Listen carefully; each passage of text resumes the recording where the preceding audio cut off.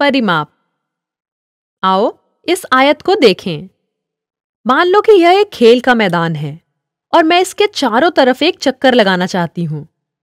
तो मैं कितना चलूंगी या दूरी कितनी होगी?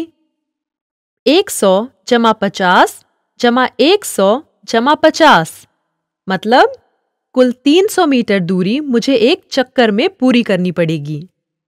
तो इस दूरी को मैदान का परिमाप कहते हैं। इससे हमें समझ में आता है कि आकृति की बाहरी दूरी को परिमाप कहते हैं, बंद आकृति के चारों ओर को। और यह हम कैसे ज्ञात करते हैं?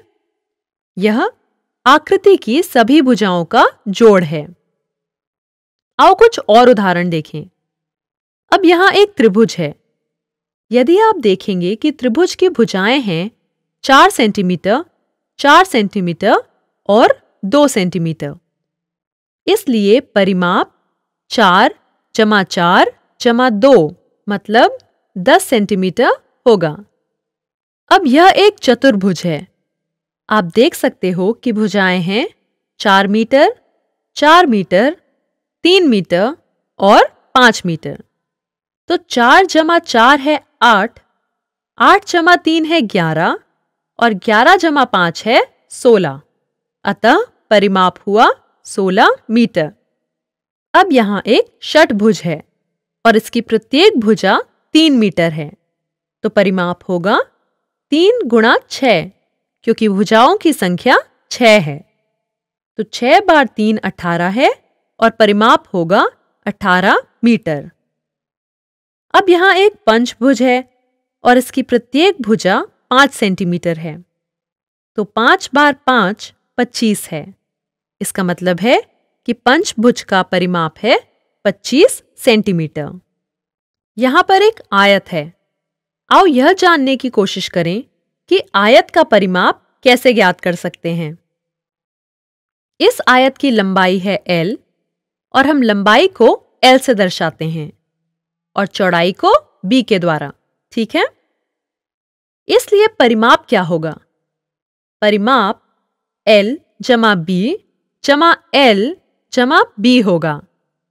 इसका मतलब है कि अगर मैं आयत के चारों तरफ घूमना चाहूं तो मैं L जमा B जमा L जमा B दूरी तय करूंगी। या मैं यह कह सकती हूं कि मैं 2 गुणा L जमा 2 गुणा B चली, क्योंकि मैंने लंबाई की दुगनी और चौड़ाई की दुगनी दूरी तय की। और मैं यह कह सकती हूं कि यह 2 गुणा लंबाई जमा 2 गुणा चौड़ाई होगी। तो जो मैंने अभी समझा कि आयत का परिमाप 2 गुणा लंबाई जमा चौड़ाई होगा। अब वर्ग के संदर्भ में क्या है? हम वर्ग की भुजा के लिए S प्रयोग कर रहे हैं। इसलिए परिमाप होगा S जमा S जमा S जमा S। इसका मतलब हुआ कि 4 बार S या 4 बार वर्ग की भुजा। इसका मतलब हुआ कि वर्ग का परिमाप 4 गुणा भुजा है।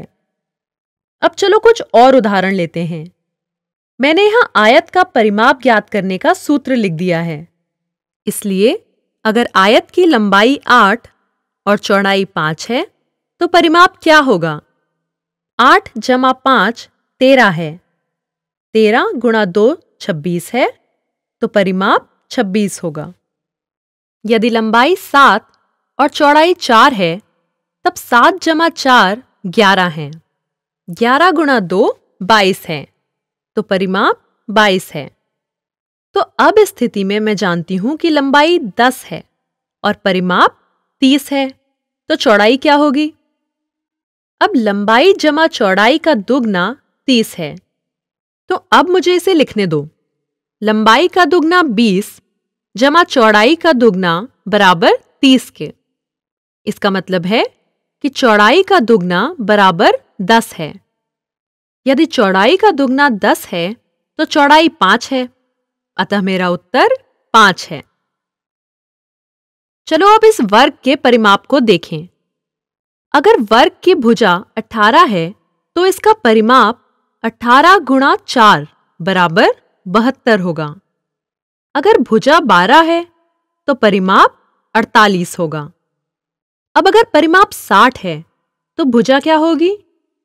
हमें परिमाप को 4 से भाग देना होगा क्योंकि यहाँ पर 4 भुजाएं हैं। हम जानते हैं कि 15 बार 4 60 होते हैं, इसलिए वर्ग की भुजा है 15। आओ कुछ शाब्दिक सवालों पर नजर डालें। एक पंचभुजाकार खेत को तार से बाड़ लगानी है। मतलब मैं पंचभुज के चारों ओर बाड़ लगा रही हूं। प्रत्येक भुजा 40 मीटर लंबी है, तो तार की लंबाई क्या होगी? तो यह एक पंचभुज है, मतलब यहां पर 5 भुजाएं हैं और प्रत्येक भुजा 40 मीटर की है। तो मैं 40 को 5 से गुणा करूंगी, अर्थात 40 बार 5 बराबर 200 मीटर। इसलिए तार की लंबाई होगी 200 मीटर। एक आयताकार खेल का मैदान 200 मीटर लंबा और 150 मीटर चौड़ा है। आशा मैदान के चारों तरफ प्रतिदिन 3 चक्कर लगाती है, तो वो रोज कितना दौड़ती है? अब जब वो एक चक्कर पूरा करती है तो आयत के परिमाप के बराबर होगा। तो आओ पहले परिमाप ज्ञात करें, जो कि एक चक्कर के बराबर होगा। परिमाप कितना होगा? 2 गुणा लंबाई जमा चौड़ाई, मतलब 2 गुणा 200 जमा 150।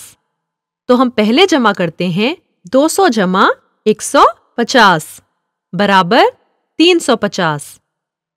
2 गुणा 350 बराबर 700। तो परिमाप है 700 मीटर, जो कि उसके एक चक्कर के बराबर है। परंतु वह तो 3 चक्कर दौड़ती है। इसका मतलब है 3 बार 700 होगा 2100 मीटर, या हम कह सकते हैं कि 2 किलोमीटर और 100 मीटर।